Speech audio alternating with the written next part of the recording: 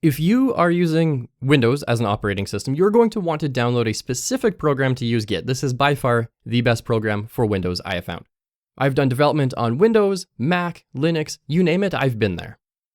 And when I was doing a lot of Windows work, this was the program that I turned to. This was a really, really good program. So you'll want to go to gitforwindows.org, click your download button here, and this will take you to a GitHub page, which ironically, this is actually what we're going to be learning pretty soon, is all about GitHub. So if you scroll on down, you'll be able to see we've got file names and stuff in there. We've got assets. You want to download the program that's right for you. Now, chances are you want to download Git 2.250.0 64bit.exe.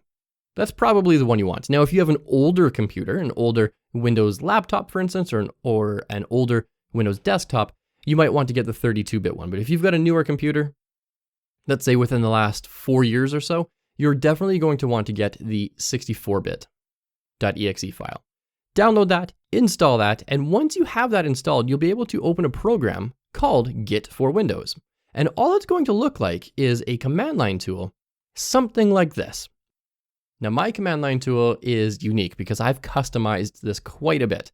Yours is going to look very similar. It's going to have some text and you'll be able to write some stuff in here. But otherwise, the coloring might be different, the sides might be different, but all you really need is to be able to type some stuff in here.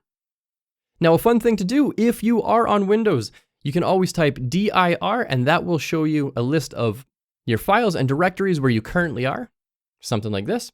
To quickly move around, all you have to do is type cd, change directory is what that stands for, change directory. You can cd into any other folder you want. So I'm going to just, for example, cd into bin. And then if I do pwd, you can see that's the folder I'm in. For you, you might want to set up a sample project or an example project on your desktop or in your downloads or somewhere that's a little more temporary, and then cd into that directory, wherever that's going to be, so that you can automatically just start working. And we'll do all of our Git inside of that particular folder.